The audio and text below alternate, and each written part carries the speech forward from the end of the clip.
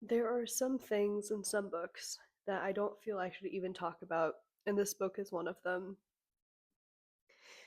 If you're going through a bad time, don't read this book or maybe even watch this video, and also don't look up the event. Um, it's incredibly tragic, and I just want to warn people off of it because it took me a very long time to finish this book, and it put me in a pretty bad headspace. So I just wanted to warn everyone before I start going into it. The book is based on a real story, and I think sometimes it's really hard to remember that, and it's hard to believe that it's true, but it's partially because so many books are set in a similar zone, in a similar theme, and it's because it's so horrific. And I feel as though,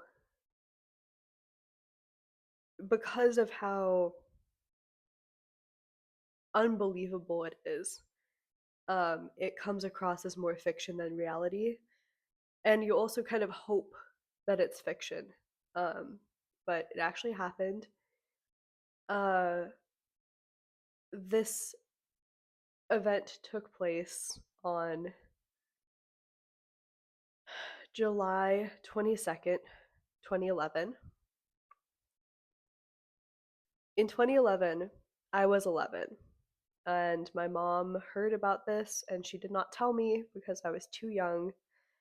And I also was a child going to summer camps. And I'm being very vague, and I will probably continue to be very vague because I don't want to get restricted. I don't like censorship, um, but I also want to give this book the space that I feel like it deserves. So,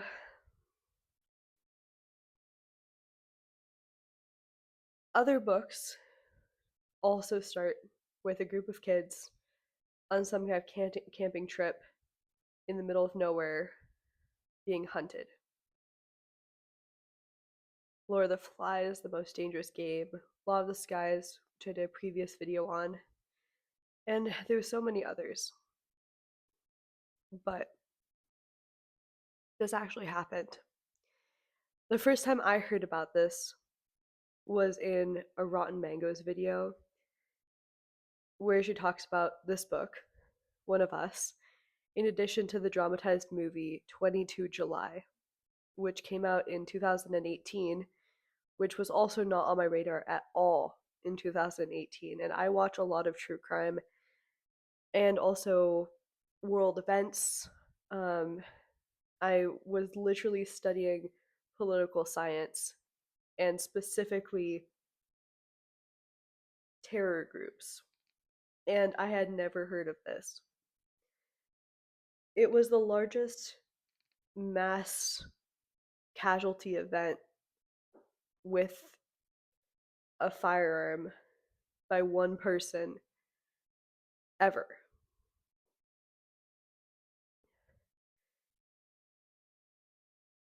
Most of the people who passed away were children.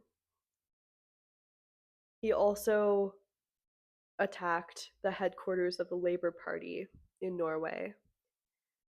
But the island was the most terrifying part of it.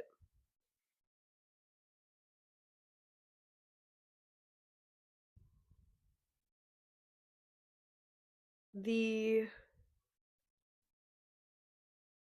island was a summer camp that was associated with the Norwegian Labour Party. And the guy who did it, who I don't really want to say the name of because he's not worth anyone's time, was trying to make a point, a political statement, and he thought that by attacking the most vulnerable, he would make a point. And all he did was cause incredible devastation to Norway, to the parents.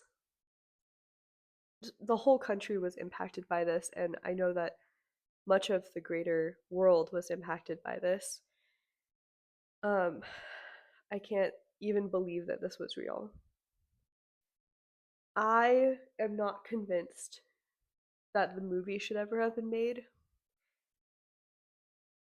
It's sickening, it's horrific, and it does an amazing job of mimicking the terror and horror felt on that day by the children, parents, and the country of Norway. I think the hardest thing is to have to keep remembering that's real. That's not a fake story because it seems too extreme to be real. I felt this when I was reading the book, and I felt this when I was watching the movie, and I haven't finished the movie. I stopped halfway through because I was feeling physically ill. Um, the book took me weeks to get through. In the movie, they focus specifically on the story of Viljar, who is played by Jonas Strand Gravely, and he plays Viljar in such a natural and intense way. I am a big fan of that actor, and it was too realistic. It was painfully realistic. Viljar is such a strong, incredible person, and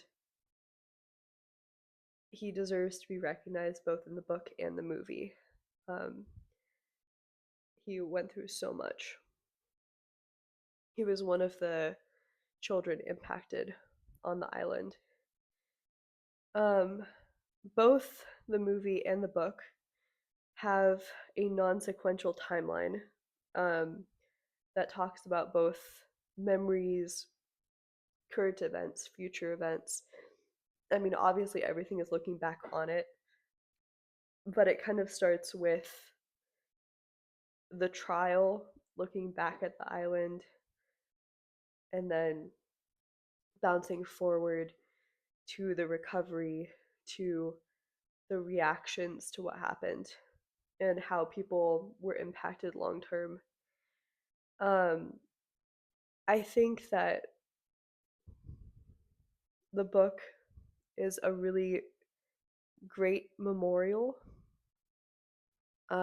to the event and to a lot of the individuals and families who were affected by the event. Um, it discusses the nuances of grief. It discusses national unity that happens after a tragedy. Um, I was confused about some parts of the movie, and one of the reasons why I stopped is because they changed some of the facts from what I remember from the book. And after listening to the epilogue of the book, which was incredible, just hearing the author talk about how she compiled the book, I can only imagine that the book is significantly more accurate. And I know everyone's like, of course it is, but I don't understand why they would make a movie and not have it be as accurate as possible. Um, I know that they have to make it more, I know, fast paced, like cut out some stuff, but it felt kind of disrespectful. Like, I would rather watch, a 3 hour long movie that's more accurate to the event than watch, an hour and a half movie that's cutting out a whole bunch of important things about the people who were in the event.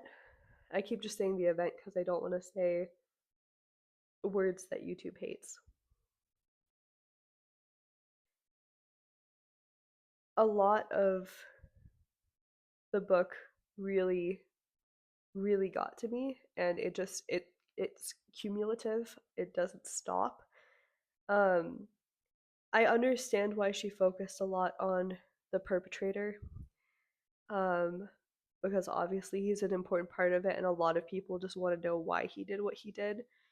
but I feel like she also did a good job balancing those parts with actual statements from the children, the witness testimony, the families' interviews, um, and just trying to get as much personal response to this as possible. Um, I listened to the last part today, and part three was just part three was all about who was left, the parents, the families, and the recovery. Um, I mean, all every part of the book was bad, but just it was particularly moving. Um, there is a part called Weaver's Heaven that got to me because one of the mothers was a weaver. She was also a nurse or caregiver in an old folks' home, but she was also a weaver in her spare time. And her son had asked her to weave a blanket for him. And the blanket was a blue blanket, a sky blue blanket. And she had finished it for him, and he had seen it, and he had thanked her for it right before he left to go to the island. And the descriptions of her seeing the blanket and not being able to go back to the loom and start weaving because it reminded her so much of the blanket that she had made for him and how much she missed him and how the loss impacted her just really really impacted me. So I I can't believe I'd never heard of this. I'm honestly I feel very guilty that I had never heard of this. This is something I feel like everyone should know happened. It's one of those horrible, tragic national events that I feel like hasn't been brought up. I don't I I mean I know it was just this one guy and he's just a crazy, really stupid person. Um, but I can't imagine all of the lives lost. I mean, not that it matters, but they were all in my generation. You know, they were a couple of years older than me. Uh, you know, they'd probably be like 28 to 30 now. And I just, I guess knowing that I was in the same age group as them, I just really, I mourn for the lives that they could have had. Um, and I know that this seems incredibly performative because I'm like saying this on YouTube. I just, I can't even imagine. Because, I mean, we have a whole bunch of problems in America. We have a lot of these nonsensical, violent actions. And I feel like we continuously get desensitized to these tragedies. And I feel like there should almost be a book like this about everything. Like all of these, like to memorialize all of these people's stories, because otherwise we get so much into the numbers. Like this many people here, this many people here, and never like stop and actually process this is this person. They came from here. Their family was this. They loved this. They were planning on going into this. You know, this is who they were as a person individually. And I feel like I just, to get lost in statistics and miss the individuals within these events is really dangerous because then you can normalize them. So I am very thankful that this book was made. It was very difficult to read. I'm glad that I read it. And I will now be keeping all of these people in my thoughts. And um, I just hope that everyone is doing as good as they can. Um, yeah, I don't even know how to close this. Yeah, read this book with caution. Um, read a summary of the event if you feel like you're able to. Um, you'll be able to find it if you look up 22 July 2011 attacks. Um, yeah, I just be careful. Um, take care of yourself. Uh, this one is very intense. Yeah. Anyway, thank you.